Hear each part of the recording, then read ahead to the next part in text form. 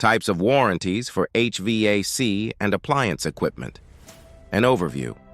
When it comes to the protection of your HVAC and appliance equipment, various types of warranties can provide coverage. Manufacturer's warranty. A manufacturer's warranty, also known as a factory warranty, is provided by the manufacturer of the appliance or HVAC system. For HVAC systems, the manufacturer's warranty often covers specific components, such as the compressor in an air conditioner or the heat exchanger in a furnace.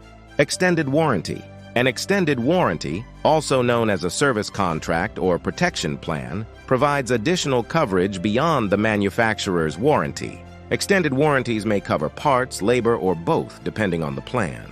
Home warranty. A home warranty is a service contract that covers the repair or replacement of many major home system components and appliances, including HVAC systems.